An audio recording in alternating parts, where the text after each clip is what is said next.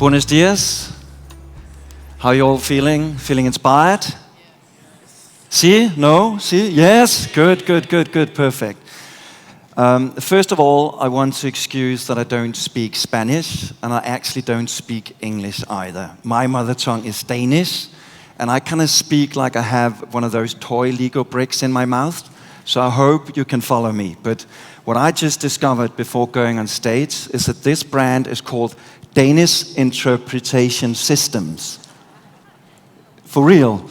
So go and fetch one if you can't follow what I'm talking about. Good, and isn't this a great billboard? Every morning that reminds me of my mission. Because quite honestly, I hate most advertising. And I can say that because I've worked the last 15 years in advertising. Started as a young guy, hopeful, ambitious, really wanted to change stuff. But I don't think I really knew too much about the impact of my work. At that time, young kid, 22, there was pretty much two things that mattered to me, you know. The first one was the paycheck. We heard stuff about profit. The second one was really advertising was quite a fun job. You travel around, you do a commercial shoot on some tropical island. But luckily, I wised up a little bit. And I don't know if you know Adbuster's founder, Kalle Larsen, but he said about advertising that advertising is the biggest human psychological experiment ever carried out. And I think that's quite interesting. The biggest human psychological experiment ever carried out. So what I'm going to talk about here today is really try to take an ad guys, a marketing perspective on some of the communication challenges that we are facing. What role do communication have to play? Because I think a lot of us in this room are thinking about one thing. How can we engage consumers in sustainability? How can we nudge them in a more sustainable direction, right? Isn't that something you guys would like to have answered? Good. And Nat, of course, talked a little bit about advertising, but I also want to say that most sustainability communication, I don't really like either. And I think there's some problems with it. Most of the time, it's too preachy, moralizing, one-sided, and quite often also very uninspiring. And I think it lacks one important thing, aspirations. Because if we look at what sustainability is up against, it's up against a very powerful story of advertising. $600 billion is spent on advertising globally. That's quite a powerful voice. But what I think is even more interesting about advertising is that it got a really, really simple premise. The aspiration that it promises is really, really simple and actionable. Because if we buy more stuff, we get happy. You know, it's that simple. So sustainability really have a challenge of convincing us about how to change that. And I think for the most part, if you think about your daily lives and how you behave, most of the time, and I'll say this for myself, I'm pretty much a dumb consumerist zombie. I kind of walk like this. I go into the supermarket, I go into the clothing store. I don't think too much about the things, the products that I choose. It needs to be easy and convenient. I just take the stuff. It all happens on autopilot, right? So in essence, branding is pretty much a brainless activity. So we really need to make it easy and aspirational if we want to change that thing. Secondly, beauty advertising. I don't know, it's one of those weird things. Probably some of the girls can nod to that, but you know, promising us things like skin like a baby or internal youth. And I think, why do we actually believe that stuff? Why do we believe those advertised lies? And I think the premise is pretty simple, actually, because most of us don't really have that interesting lives. You know, we don't. I end up in front of the telly every night. So what advertising does, and I think it's important when we talk about sustainability as well, it promises, it gives us hope, it gives us aspiration, it adds more interesting sides to our lives. Think about it. You might see an advert with Ronaldinho or Brad Pitt. So we might not have the lives of Brad Pitt or Ronaldinho, I don't anyway, but we can buy that dream. So we live in this little advertised bubble. And as L'Oreal says, because you deserve it. So when we're suddenly being confronted, and this is the story war, this is an interesting part. Because what I really want to do is try to tackle that dilemma between marketing and sustainability and adopt that Goodvertising. And for me, it's important because I really want to inspire the marketing directors as well to understand some of these sustainability issues. And for me, it's not about more or less.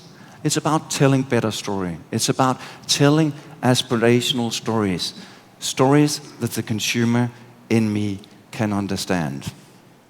It's really that simple. So, I'll just have to look at my note quickly. Sorry about that. That can happen for everyone. Good. Cosmetic ads, yes. Good. Yeah, we talked about the consumerist dream, right? We're in this consumerist bubble. And suddenly, we're being targeted by sustainability communication. And it's almost like it's puncturing that consumerist little bubble, this little happy bubble I'm in. Because suddenly it's telling me that most of the stuff that I'm doing today is not good enough. And it's telling me stories that I'm not used to hearing about brands. Brands admitting faults, brands saying we're doing this and that. That's not the usual brand story. It kind of punctures the way that I look at it. So let me give you an example. So the fashion industry came out recently and they talked about the toxic pledge. So they admitted that most of the clothing we are wearing today have toxic chemicals in it. And that's a pretty crazy story to swallow as a consumer. If I went out and I put poison in my girlfriend's food, I probably wouldn't be doing a sustainability report or call a press release.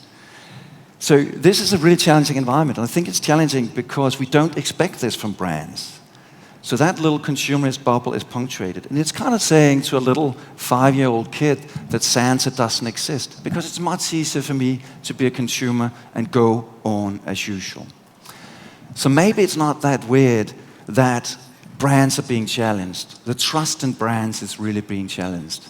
This is according to a Harvard's Meaningful Brand Survey that really says that 2/3 of consumers don't care whether the majority of brands in this room are around tomorrow or not. I think that's a pretty big wake-up call. It's not in every relationship you get a second chance, but for some mysterious reason, 70% of people actually give you a second chance. Because they, at the same time, believe in the power of brands for good. I do as well. They believe that you guys should stand in there and help them solve some of society's biggest challenges. Unemployment, those toxic chemicals in my clothing. So you have a chance to prove that you still love us. And I think yesterday we heard Simon, we heard the guy from Picnic talk about doing as the future of marketing. And quite honestly, where is the doing? Where is the actions from most companies? Because what I'm looking for is a hero, somebody who can step in there and fix some of this stuff. And most of the stuff I hear is from companies is things like, we're going to improve this in 2020, 2030, 2040. So they're procrastinating change. That's not what heroes do. Heroes act. Just think, this is just an imaginary example, right? I'm being caught by my girlfriend being together with another woman, okay? Get the scenario? Good. Unfaithful, yeah, okay. Would I be telling her, you know what, honey, I'm really sorry about that. What I'm going to do is, I'm going to phase out my adultery over the next 5 years. So in 2020, you're going to have 100% adultery-free Thomas Kolster. Would that work in your relationship, in your marriage? It wouldn't in mine, that's for sure. So why do we keep treating our customers like that? We give them promises. They need action. And I think this is important because if we think about brands and the role they play in our lives, they are our heroes. Or they make us heroes of our own stories. So don't ever forget that when you do sustainability communication. It needs to be aspirational. You need to be the hero. Don't bash people in their heads. Because all I want to hear, living in my little advertised bubble, is what brands have always told me. I'm cooler, I'm prettier, I'm nicer, I'm better. We're used to hearing those stories. So this basically comes down to how do we get people nudged in that sustainable direction, right? Because I'm still that dumb consumerist zombie just walking along. And there's a choice between product A and product B, product sustainable. You all know Body Shop. And I think what Body Shop did was quite inspirational.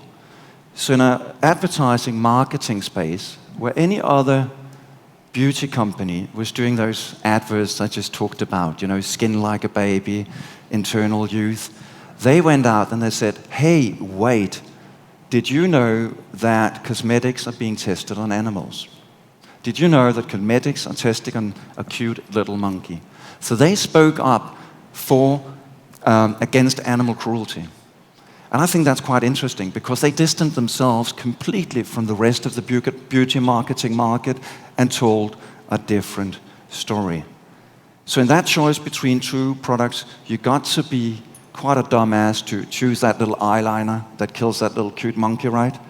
So I think they told us a story about a better cosmetic industry, about a better eyeliner, and I could understand that as a consumer. Let me give you another example. So this is just ads taken 2 years back from the big marketing machine, P&G, for the brand Always. So this is the typical advertising we see always, sucking power like a tornado, or this mad scientist stuff, this green, blue ink, never really gets it, but I love the lies. So this is where they came from. But suddenly they did something quite different, and I really must admire them for doing that. Because they went out there and they said, we have enough of stereotyping young girls.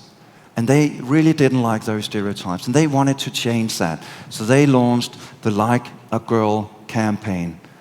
Let me just see the hands of who have actually seen this campaign. Have everybody seen it?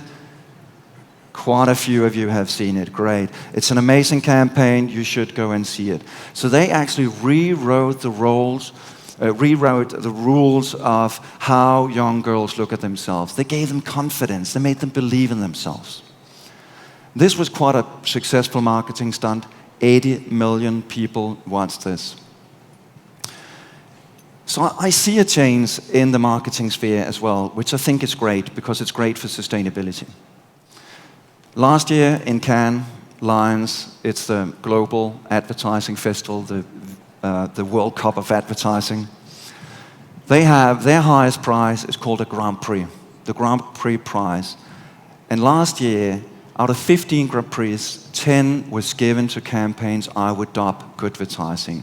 Campaigns that add something positively to environment, society, and planet. And I think that's a great change, that suddenly marketing people is getting this. Let me show you another example. And sorry I can't remember your name, but there was this guy talking about neuroscience yesterday.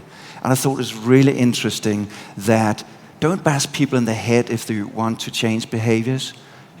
Be positive. Give them aspirations.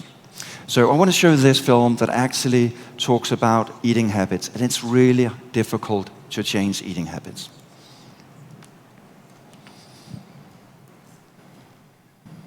If you're happy and you know it, eat a snack.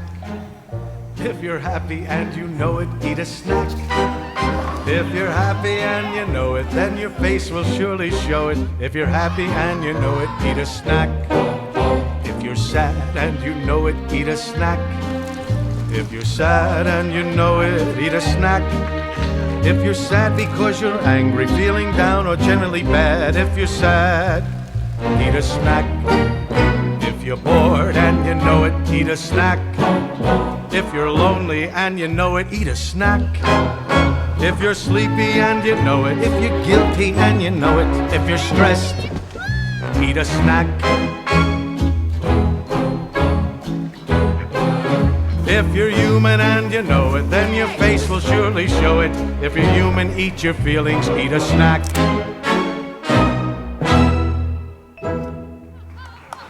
Great, isn't it? And what a nice little teaser before the lunch break, right? I can promise you guys 5-6 minutes more, you'll have lunch, don't worry. Okay, so the big thing is really, what types of discussions do we want with consumers today? And I think we've heard even Simon talk a little bit about it. You know, we always talked about our functional benefits. But I think if we really want to live up to some of those promises and be heroes in people's lives, I think there's so many topics out there that you can create conversations around. Because it's pretty simple. It is pretty simple. If you show care towards people, they will show care towards you. It's that linear. So let's just explore that for a moment. So what I want you to do is, when I mention something that you agree with or something you're trying and want to do, then raise your hand, okay? It's pretty simple. So who in this room would actually like to exercise more? Let me see your hands up and be honest. Good, there's some pretty good athletes in the room as well. Okay, good. Who is worried about the Argentinian economy? Hands up. Is the president in the house? No. Okay, good. Who want to spend more time with their kids? Good. Who would like to eat food with less sugar, salt, and fat in it? That should be interesting for Disney to know. It's a great little communication channel you have there. Good, and least but not last, who worries about climate change? Great, and keep it up there, because if every marketing director could see this hand or forest, because every one of those hands, thank you can take it down, is a possibility to create engaging conversation with people about stuff that really matters to them. Not those advertised lies, but stuff that really creates aspirations. And I think we talked a lot about purpose today, and we talked about karma. And the thing is, not every company is born with a purpose, but every company got a possibility to change and stand up for change. I worked for 15 years in advertising. I changed my career. So everybody can do that. And I think it's important to stand up for change. And I think this approach, dealing with some of these issues, they really bring marketing, they really bring storytelling into the heart of the company, into the boardroom, because you're dealing with some of those big issues that are facing your company in the future. We heard about some of that stuff, about business model, all these issues that you're facing. Suddenly you can take that into the heart of your brand. You can say, we want to change this. And I think it's really important, because you are going up on the brand ladder of relevance. Not talking about functional benefits, not talking about aspirational things, but you actually talk about purposeful things, meaningful things, things that matters in my life. So you're changing the conversation and you're making a real difference. Think about P&G, right? Probably a couple of 100,000 girls today feel more confident about what they did. So I think that's a great thing.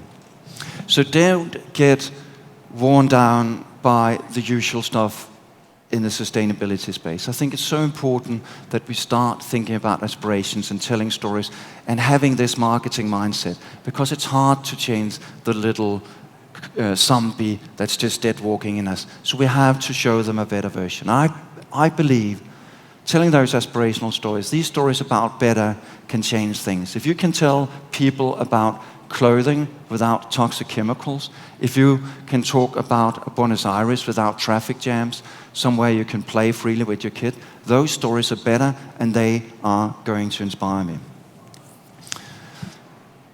This year's theme, that was the Danish thing coming out in me, is how now. And I think we've spoken quite a bit about the how, and I hope you and I'm going to give you some pointers about the how as well. So this is actually pretty simple. So it's 5 guidelines towards Goodvertising, towards a meaningful brand. The first one, pretty basic: be honest. Don't pretend to be something you're not. And never confuse honesty with transparency. Transparency is something you have in your sustainability report. Honesty is when you genuinely want to change something, okay? Be meaningful. Don't create needs, but go in and solve wants. One great example is BMW. They're not selling you a car anymore. They're selling you transportation. They're moving you from A to B. They're solving a need that I have. Be inspiring. Inspire to more meaningful lives. It's really simple, like the Weight Watchers are doing. They understand me, they inspire me to see a better me in me. Be innovative, don't fake it, make things smarter. I see a lot of bottles out there still, where people talk about 20% less recycled material, plant materials. Don't do incremental changes. Change stuff in people's lives. If you don't do it, other brands will. The last one, be positive. Don't create divides. Add to people's lives. And this has probably been my biggest grudge about advertising and working in advertising, because a lot of time advertising preyed on people's insecurities. And I think what P&G is doing is showing us a way forward. So back to the theme of sustainable brands, the how now. Hopefully now we heard many of the interesting speakers over the last 2 days about the how. Now we need to do the now part. So I want to see some action and some things done, not tomorrow, but today. And this is all in your hands. So I wish you the best of luck and go enjoy some lunch. Thank you.